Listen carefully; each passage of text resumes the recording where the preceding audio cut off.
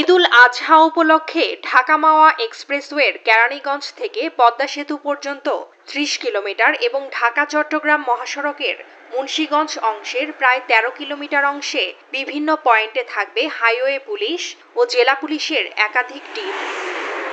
মহাসড়কে ৩ চাকার যান, পণ্যবাহী ট্রাক ও বাস থামিয়ে রাখা সহ মোটরসাইকেল চলাচলে আলাদা লেন করতে কাজ করছে পুলিশ। পদ্মা সেতু উদ্বোধনের পর থেকেই ঢাকা-মাওয়া এক্সপ্রেসওয়েতে মোটরসাইকেল চলাচল বহুগুণ বেড়েছে। এদিকে এক্সপ্রেসওয়ে দিয়ে পশুবাহী ট্রাক যাতে নিরাপদে গন্তব্যে পৌঁছাতে পারে সেদিক বিবেচনা করে কাজ করছে পুলিশ।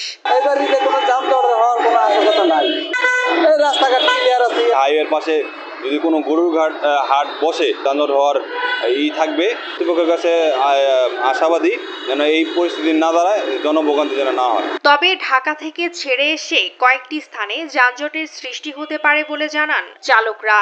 লম্বা ছুটিতে যাত্রীরা ভোগান্তি ছাড়াই বাড়ি ফিরতে পারবেন বলেও প্রত্যাশা তাদের। এই লম্বা ছুটি মানুষ পাইছে, যদি গরুর হাট যদি যানজটের সৃষ্টির কারণ না হয় তাহলে এবারে আমি মনে করি মানুষ খুব স্বস্তিতে বাড়ি পৌঁছাতে পারবে। ওই একটু পদ্মার টোলে যানজট হইব, কুচ্চাপাড়া টোলে যানজট হইব, ওই কেরানীগঞ্জ কদমতলি যানজট হয়।